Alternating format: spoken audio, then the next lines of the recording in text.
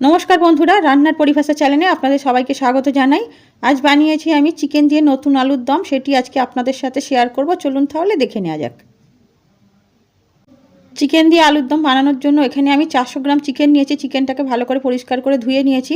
1 चामच vinegar দিয়ে মেখে রেখেছি। আপনারা চাইলে কিন্তু ভিনিগারের বদলে পাতিলেবুর রসও দিতে পারেন, তাতে করে কিন্তু চিকেনটা খুব নরম হবে। এখানে আমি নতুন আলু নিয়েছি প্রায় 1 কিলোর মতো, 1 কিলোর থেকে একটু কম, 800 মতো হবে। আলুগুলোকে বটির পিছন দিয়ে ভালো করে পরিষ্কার করে ছুলে নিয়েছি। আপনারাও কিন্তু বটির পিছন দিয়ে বা ছুরি দিয়ে ভালো করে ছুলে পরিষ্কার করে ধুয়ে নেবেন। প্রেসার কুকারে আলুটা দিয়ে দিলাম পরিমাণ মতো জল, আর দিলাম আমি অল্প একটু নুন দিয়ে সিদ্ধ বসিয়ে দিলাম। নুনটা দিলে কিন্তু আলুর ভিতরে ঢুকলে আলুটা খেতে ভালো লাগবে। এদিকে আমি কড়াই বসিয়ে দিয়েছি, কড়াই গরম হয়ে গিয়েছে। এখানে একটা আমি ভাজা মশলা বানিয়ে নেব। তার জন্য আমি কিছু গোটা গরম মশলা দিয়েছি, 3টে এলাচ, 3টে লবঙ্গ আর ছোট্ট অল্প একটু দারচিনি, 1 চামচ ধনে, 1 চামচ জিরে, একটা তেজপাতা ছোট করে টুকরো টুকরো করে কেটে নিয়েছি। এবারে এই শুকনো খোলায় এই মশলাটাকে একটু ভেজে নামিয়ে নেব। ঠান্ডা হলে এটা গুঁড়ো করে রাখবো। এটা আমি আলুর দমটা বানানোর শেষে ব্যবহার করব।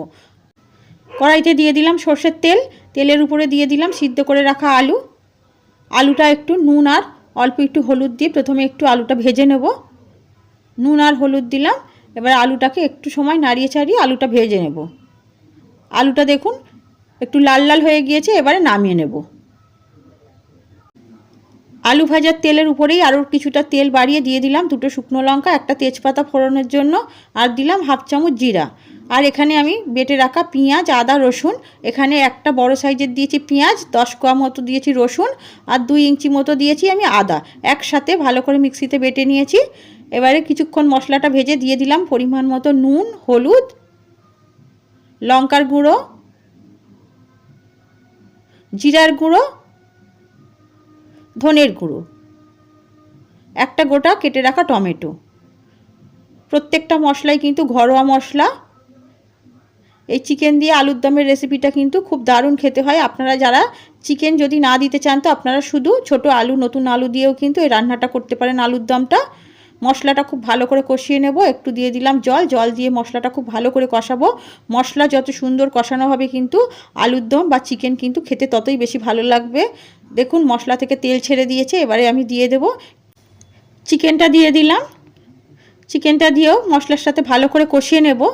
আপনারা কিন্তু এই নতুন আলুর দমটা বানানোর সময় চিকেনের পরিমাণ যদি কমও দেন তাতে কিন্তু কোনো অসুবিধা নেই, 2-4 পিস হলেও কিন্তু হবে, কারণ আলুর দমটা থেকে যাতে চিকেন একটা টেস্ট আসে, তাহলেই কিন্তু আলুর দমটা খেতে খুব ভালো লাগবে। আর যারা চিকেন খাবেন না তারা কিন্তু এই প্রসেসে শুধু নতুন আলুর দম করবেন।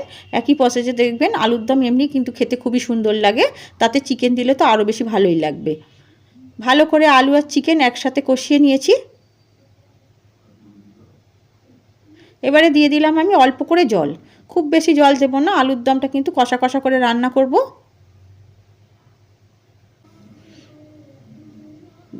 জলটা দিয়ে এবারে কিছুটা আমি আগে থাকতে মটরশুঁটি ছুলে রেখেছিলাম, মটরশুঁটিটা দিয়ে দিলাম। আলুর দমে কিন্তু এই শীতকালে মটরশুঁটি, ধনেপাতা এগুলো দিলে কিন্তু আলুর দম খেতে খুবই টেস্টফুল হয়। ঢাকা দিয়ে দিলাম, ঢাকা দিয়ে কিছুটা ঝোলটা কমিয়ে নেব।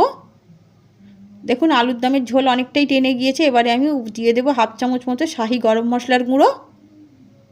গরম মশলার গুঁড়োটা মিশিয়ে দিয়ে দিলাম আমি এখানে যে মশলাটা প্রথমে আমি ভেজে গুঁড়ো করে রেখেছিলাম ওই মশলাটা দিয়ে দিলাম, আর কিছুটা দিলাম আমি কেটে ধুয়ে রাখা ধনেপাতা।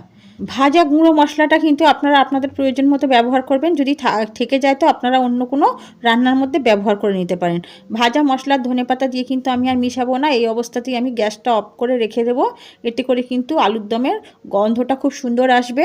আপনাদের এই চিকেন দিয়ে আলুর দমের রেসিপিটা কেমন লাগলো আপনারা কিন্তু কমেন্ট করে জানাতে পারেন। যদি রেসিপিটা ভালো লাগে তো আপনারাও আপনাদের বাড়িতে বানাতে পারেন। যদি রেসিপিটা ভালো লাগে তো একটি লাইক করবেন। আমি কিন্তু আজকের এই চিকেন দিয়ে আলুর দম একদম কড়াইশুঁটির কচুরির সাথে প্লেটে বেড়ে রেডি করে নিয়েছি। এই চিকেন দিয়ে আলুর দমটা কিন্তু আপনারা রুটি, পরোটা, লুচি, কড়াইশুঁটির কচুরি সব কিছুর সাথে খেতে পারবেন। আজকের রেসিপিটি আমি এখানেই শেষ করছি। আবারও দেখা হবে অন্য কোনো রেসিপিতে, নতুন কোনো ভিডিও নিয়ে চলে আসব।